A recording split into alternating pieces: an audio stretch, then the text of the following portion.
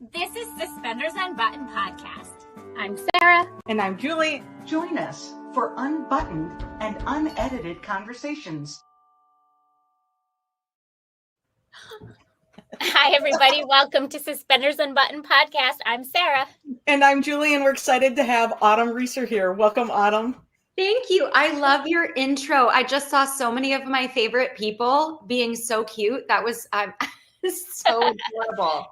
I wish we could have everybody in there because we've had so many really fun guests. But yeah, we were just talking. We need to update that. Even just run some new people through there. It's always fun to get a wide variety of guests on, and we enjoy everyone's antics. Yeah.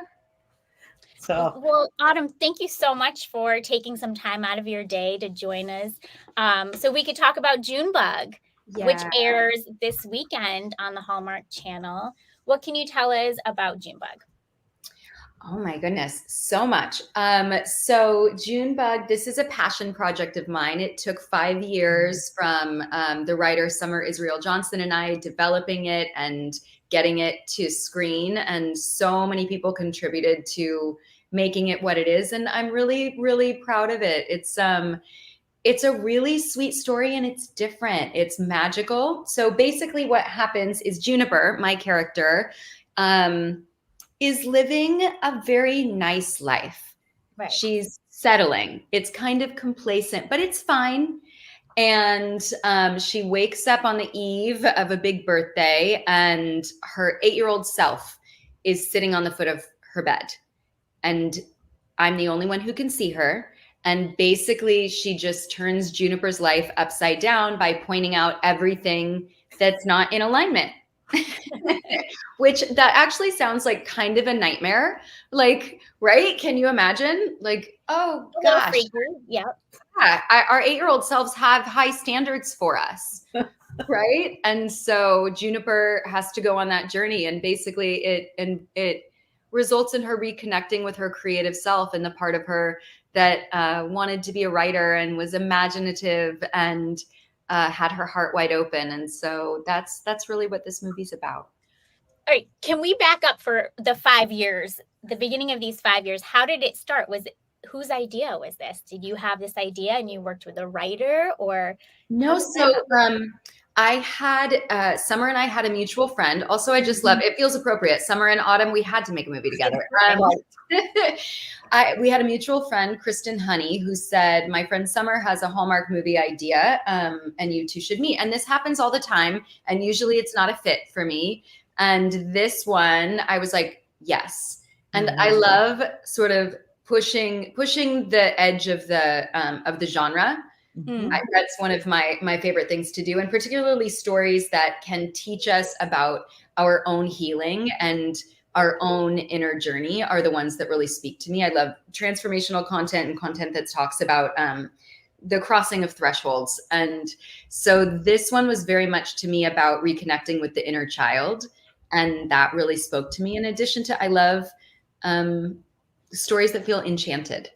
And so this always had that feeling. Originally, it was a Christmas movie, and I brought it to the network like 4 or 5 years ago, and the timing wasn't right. And then we brought it. I had a conversation with Felicia Kennedy Flamer about another project, and I just got the download that now's the time for Junebug. And so I brought it in, and it was the right time, and it's absolutely the right time. It couldn't have been made before now. I feel like the collective is really ready for it right now. And I'm launching an inner child healing course right after it so that people can continue the journey in their own lives, as opposed to sometimes when we watch something on TV, we want more, and it can be a slightly passive experience. And so part of my mission is to bring those stories and that journey, bring it back home in whatever way I can. And so I'm really excited about doing that too, because it's my first time being able to offer something like that publicly. I love how you said it pushes the edge of the genre. Yeah. We very much are enjoying the ways some of these movies have maybe been a little bit outside of the box, or push what we expect to see, our arc for a Hallmark movie. How does this movie push that that box maybe a little bit. Well, I mean, I think just the fact that there is a magical, invisible 8-year-old child, invisible friends, invisible friends for a grown-up done before. Yeah, that's what I would go with. Yeah. I love that. Yeah. I just like my 8-year-old self would have a lot to say. Yeah. My 8-year-old self would be like, how come you're not Kelly Kapowski yet? Great. That's amazing. Yeah. I would love to know 2 things that each of your inner children would say if they showed up in your life right now. I don't know. Probably. I was always a big math science kid. And so I think like that way I just really followed my true heart, is staying true to that. And, in a lot of ways, I probably would have thought of myself more in a competitive sports setting still as an 8-year-old, still very, very active, but not actively competing other than yelling at the screen during the Olympics. You are active in a different way. Yeah, no, I'm like very, very active still, but I was very like all about the sports. So yeah, I've seen these like TikTok videos of people like throwing down mattresses in their living room and like back handsprings that they haven't done in many years. So that's very funny. And how about you, Sarah? What would your 8-year-old self say? That's a really good question. And I'm not really sure I know the answer, but because my daughter is on her way to her point class tonight at ballet, I probably would say, why did you ever quit ballet? Because it's painful past a certain age. That's what I would answer. True. I never got to the stage that my daughter is in, but yeah, maybe that just something. I mean, it's kind of a little thing, but it's something that I found myself asking. Yeah. Yeah. Is there a way you can bring dance back into your life in a less intense way? But I could totally take classes at her studio. I can't right now. I homeschool my 2 boys, and there's them. So, and in another stage of my life. Yes. I feel you on that, Mama. I'm just entering that stage. My boys are 10 and 13. And so there is this reclamation of energy that has suddenly happened for me because they need me so much less. And I'm so grateful for it. But they're so sweet, like carrying stuff and opening the door and looking for ways that they can be of service. Nobody told me that this would happen. And I'm so blindsided by it with so much gratitude. And like, I'll probably cry talking about it just because I've been a single mom for so long. And so to suddenly feel like I have these extra hands that happen to be my children's hands. It's like, it's an unbelievable gift. But yeah, all of this energy is returning to me from the 13 years that I've put in already. And so, I have a big creative resurgence coming in, and I'm starting to create all these things in the world. And so, yeah, the time will come. Yeah. Too bad no one told you that. I will also add in that teenage kids phase we had so much fun during that phase, and our kids were very like spontaneous and really wanted to do family things again. Like really wanted to, like, they requested things, and so my big thing will be, if they request something to do that feels very family, or something they've done before, do it again, because that moment leaves quickly. Beautiful. Thank you. Yeah. But definitely they want to go back to someplace they went when they were younger, or it'll be really interesting. It'll be really interesting to see, because a lot of their childhood was during COVID. And so, and also I'm sort of a non-traditional person. Like, I don't repeat too many things. So there's not a lot of like traditions for them to return to. My son's current request for what he wants to do, he wants to go to Finland because his name is. Yeah, that's a great reason. Make it happen. I'm going to try and make that happen for him. That sounds amazing, actually. Yeah. I think that's a brilliant request. Learn about someplace new, travel together, find out something, all because of the fan. Hopefully see the Northern Lights. Yeah, I'm here for it. Yeah, absolutely. That is awesome. When you were writing this, or when you were creating this project, Did you think a lot about your kids when you were writing Little Juniper? No, not at all. No, we mostly thought about how to make Juniper's life more difficult, because that's storytelling, right? We didn't end up having this scene in the movie because we changed the location, but originally the movie was set in New York, and she took the train into her job.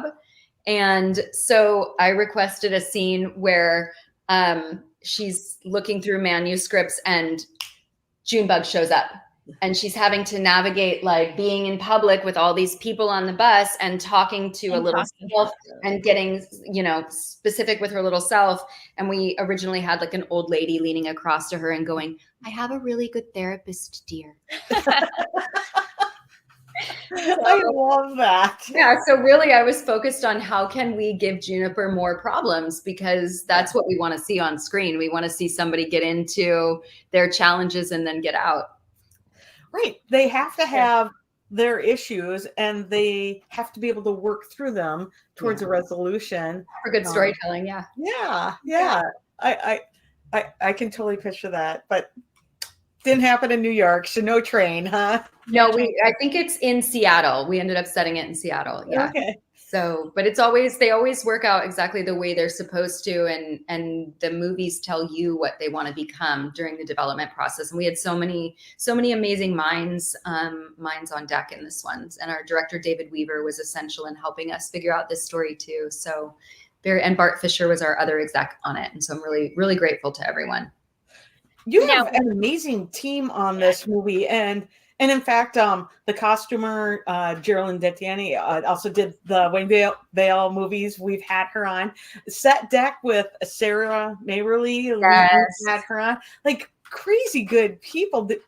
As a producer, were you part of bringing that team together? As much as I could be. Ultimately, those are higher up decisions in this format, but I tried where I could, and definitely stand by everyone that we cast and everybody that we brought on. And I've done many movies with Geraldine. She's one of my dear sisters, and I love working with her because I feel like I don't have to think about my appearance when I'm on set, because I don't want to be. I want to be thinking about the story and my expression and connecting to my scene partner. And if I'm having to also like adjust a shirt, or I'm worried about how something looks on camera, then I don't get to be as free. And with Geraldine, it's just so easy. We just get each other, and she just makes it easy and fun. It's like I get to go to work with one of my best friends. Like, who wouldn't want that? You two must have that. Right. It was, having her on was almost like having a motivational speaker on too. Absolutely. Like, it was like a little therapy session. Yes. Yeah. That's basically our relationship. It's the best. Yeah. It feels like as it should be. I love that. Yeah. She was lovely. Okay. So does Juniper have a very unique style? Since we're talking about Geraldine? So Juniper's style is kind of Annie Hall. The real fun thing with Juniper is because this project was I've been part of it from the beginning, so it was written for me. Summer really leaned into what I do well comedically.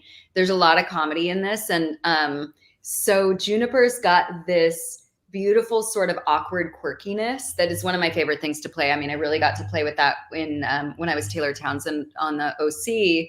And so bringing that aspect into the character was really fun, and letting her have that expressed in her wardrobe. So she definitely goes from being really buttoned up and not wanting to engage with color to being expressed in a primary color palette, which is exactly how it should be. And Geraldine did that brilliantly. But the whole thing having this, it all has an Annie Hall vibe, and I really love it. She did a great job. I love that. The poster is beautiful, and the way you describe it now, I can vividly see that with so good, right? Yeah, I'm so happy with the poster and the font. This is one of my favorites. Yeah, thank you. They're not always very good. Yeah, sometimes it's like, what? It's funny, when I did my first movie for Hallmark, I thought I would have a say in that. This was like 12 years ago. And I remember being very shocked that I didn't that I didn't have a say. Uh-huh. What? And then it's like, no, that's you don't. And that's, you know, every yeah, anyway. We maybe have a side chat always about the poster. Always about the posters. Yes. I'm like, oh my gosh, the Junipers poster is so cute. I really like this one a lot. I'm so happy with it. And I think the thing that people don't realize is like we're shooting for these posters in between what is already a 12-hour day, in which I'm in every single scene. And so you're having to kind of dash off into a secondary room, and you have 5 minutes before you have to be back in the scene that you were just doing. And so there's so little time. Like, it's not like you can sit there and craft it and make sure it looks perfect. It's like, that's why it really takes all hands on deck for this, because it's like you're working with minimal time and minimal resources. And so it's always a delight when it turns out as beautifully as this poster did. Yeah, we're it's fans. really cute. The colors are great. So you mentioned your first Hallmark movie. Was that Love at the Thanksgiving Day Parade? Thanksgiving Day Parade. Which is one of the greatest Hallmark movies because it's iconic. Feels like a classic rom-com. It feels like we could watch it in a theater. Yeah. That's why I wanted to do it. Hallmark had been asking me, and the network has gone through so many changes over the last 12 years. But at the time, where they were at, the network had been asking me to do a movie for a few years, and it was never something that felt like it was in alignment. And then I read that script, and it felt like a classic 1940s rom-com. Yeah. And I loved the banter, and I'd never led a movie before. And so I was like, yeah, I want to be in like a classic 1940s romantic comedy. Yes. And I really got to, and I got to be part of sourcing all of those vintage clothes here in LA. I went to a place, there used to be a place called Shireen Vintage here. And I went on my time with my tiny baby. I mean, my baby wasn't even 1 when I did that movie. And I went and took him downtown with me and a friend, and tried on all these dresses, and then brought them in for the costuming. So that movie will always be special to me for multiple reasons. Oh, that's fun. Is that how you first met Antonio? Yes. Yeah. And now we're co-producers on this movie. Yeah. And I think we've done like 3 or 4 movies together, but he's wonderful. He's like a brother to me, and it's so easy to be around him, and we just mess with each other. And it was I really appreciated having him there, because I felt like I could relax and do my job knowing that he had that piece of it covered, and knowing that his standards were high, and that he wanted it to be really good too. And it was beautiful. Love that. We often ask about like an Easter egg to look for, or a scene to watch for, or something, but I just saw you posted something really cool on Instagram. The box. Oh yes, the Wishbox. So can you tell us a little bit about the box, and if you have any other Easter eggs or like scene to watch for, or anything? Hold that thought. Okay. Oh, do we get to see it? Maybe. This is super fun. Okay, that is magical. So this is the Wishbox from our movie. Beautiful. From Junebug. And you can see it says Junebug on the inside. Oh, cute. And our props master, John, sourced this from Hamilton, Ontario. It's 130 years old. And then put all of these beautiful filials on it, and then this scarab on the top. And what this looked like was really important to me. So getting to be part of that, and also feeling his love and care, and how much attention that he put into making this beautiful, because it's one of the opening images of the movie, which you'll see. And it's like almost like a little like genie in a bottle energy to it. And so it's like, it's got to be good. It's got to feel magical. And so I love it. It kind of has this like vintage circus gypsy feel to it. I just think it's really beautiful. It very much has a treasure box look to it, like a kid's treasure box. One of my kids for sure has a treasure box, and it's for sure still under his bed, and he doesn't live here. You know what? You're just reminding me of something. I did too as a child, and it was built by my neighbor, John. So again, with this theme, I didn't even remember that. He hand built it for me when I was like 6. And I still have it. It's here. And wow, that's wild. That's amazing. That's better than Josh's treasure box. His was from the wine place in northern Minnesota. It's one of those really nice. My kids had like a little pirate box that was like made out of plastic from like Disneyland. Well, his does look like a pirate box, but it really holds a wine bottle. But it's full of all kinds of treasures. I mean, it was a magical place for us, and we love it. And my daughter ended up getting married there. But that is, I like the neighbor building one better. Yes. I know, so sweet. That is amazing, kind of that it goes along with that.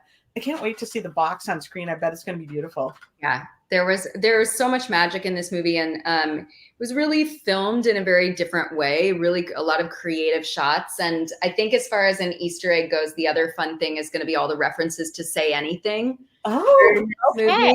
Yeah, there's and yeah, people will be able to track that and follow it. And hopefully those who really loved that movie are going to really love this movie as well, because there's some really fun parallels. So we all need to rewatch Say Anything really quick before Saturday. Yes, just really, really quick before Saturday. Or, yeah, no, really, you have to watch it. No, you'll be fine.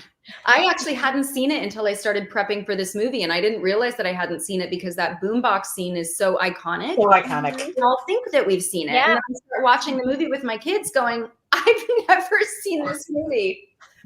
Because I'm just going to say it, you're too young. Like you... Maybe I was a little bit too young. Actually. You're too young. Yeah. So I've also had plenty of time since then, so there's really no excuse for me, Julie. No, but so iconic. The imagery from it is like the imagery means rom-com. Like right. Exactly. Right? Yeah. It became woven into the imagery of our lives. It's like if you don't know those things, like you're missing something. But that's kind of fun that that's woven into this. We love all those little nods to that could be the greatest Easter egg we've ever been given. Yeah, it's really really cool. It's really special. It's one of Summer's favorite movies, and yeah, there's so much around it. So I hope people have fun with that. Oh my gosh, I love that. I love that. We will. Yeah. So we know you have a bit of a time limit. So let's ask. Would you play a game with us? Yes. I can't promise that I'll be good at it, but I will try. You got to ask the wedding veil question first. I did. So so we're just got to ask about the wedding veil. Iconic. We had 6 movies out of the wedding veil, and just also pushing the box with the friends going through all 6 movies. Amazing. The end of the last one had a necklace and left us hanging there. Mm-hmm. Is there a chance we're going to get any more? I would love to see a wedding veil Christmas. So would we. Oh. I think the fans would really like that. I know pretty much every time I meet someone, they always ask if there's going to be more wedding veil movies. I think people really resonated with the message of sisterhood. Yeah. And I know that's what it meant to me. Like the great loves of my life have been my sisters. Right. My girlfriends and my best friends in that way. And so I think that's true for so many women. Right. And they really resonated with seeing themselves on screen that way. So I hope we get the opportunity to do more. I love working with Allie and Lacey.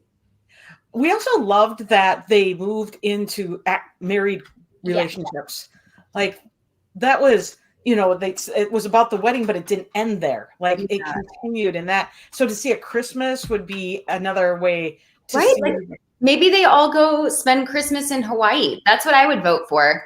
Yes. Not there's no ulterior motive there at all. It's not because I want to go to Hawaii. But I'm literally living jealous traveling into Hawaii today. My daughter's texting me from LAX as she's waiting for her flight. So amazing. Like everyone's going to go to Hawaii. If you need, that should happen. Christmas in Hawaii, all the wedding veil cast there. Maybe we'll be extras. We'll just be sipping the coffee in the background. Eating some mango or something in the background. Yeah, I think people would love that. Okay, let's finish up with our game. Okay, it's a favorites game, so not really a game.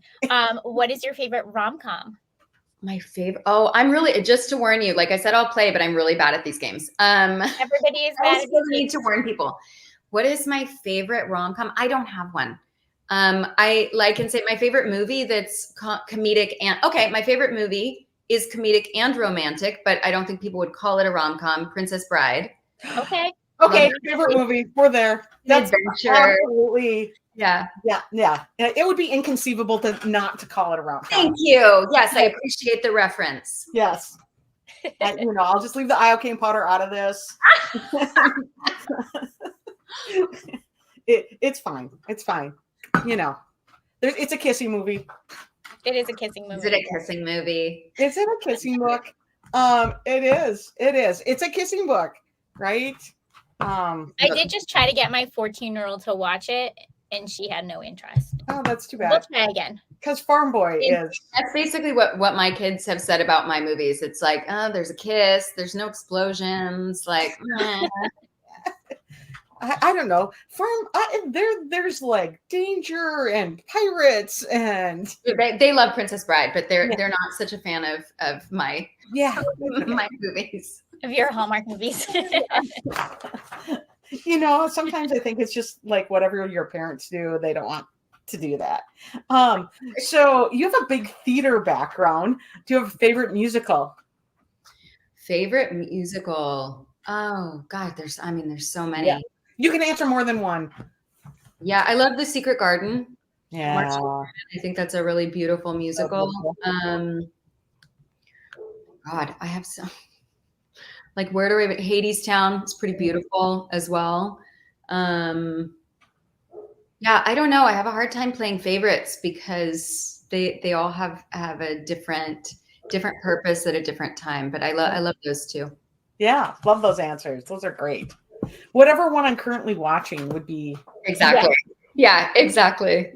We just saw. What did we just see this weekend? I just took the kids. We saw School of Rock. Actually. Oh. Yeah, we saw School of Rock, and that was fun. So fun. Yeah. So fun. Love it. Okay, what about a favorite TV series? This is so. You guys, I don't watch anything. I recognize something that entertainment, but I don't watch anything. Yeah. I don't really ever watch.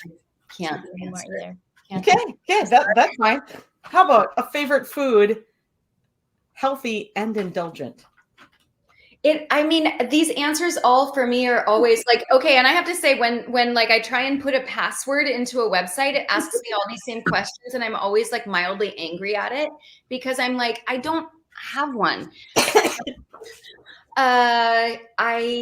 It depends on the scenario, right? Like if it's summer and I'm outside, then I might be like, and I'm in Spain, I might be like, I want some paella and sangria. Oh yeah, that's a good answer. But if it's winter and I'm like cozy in Vancouver, I might want to eat pasta bolognese and like a glass of red wine. Oh, right? Like both of those are equally good. Those are great answers. You nailed it. I think you go with those. Yeah. What about, this one is always the hardest for me. What about music? Do you have a favorite band or singer or maybe genre that you love to listen to? Somebody asked me this the other day and I was like, I actually have no idea what the genre is called that I like. I love Thea's music. I don't know if anyone hasn't heard her music. I really love her music. So I'll give her a shout out right now. And Aisha Badru. Yeah, also really, really beautiful singer. I would say my friend Christy Salerno is coming out with her first EP in August, so I'll give her a shout out. She'll be on Spotify soon, and she's an amazing, amazing talent. So yeah, love that.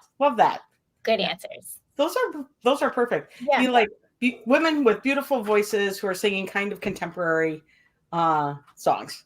Uplifting uplifting songs of the sacred. Yeah, perfect. I love that. Yes. Okay, Autumn, tell everybody when they can watch Junebug and where. You can see Junebug this weekend, August 3rd on the Hallmark Channel, and I think it's available. You can watch it the next day too, I think on Peacock. I was reading somewhere, but on Saturday night, it will be available on the Hallmark Channel. Please watch. All right. Well, this was really fun. Thank you so much for taking the time out of your very busy day to join us. You too. I know you were running your daughter to ballet, so thank you for making the time to chat with me. Absolutely. Hang on 1 second. We'll end the recording. Bye, everybody. Thanks for watching.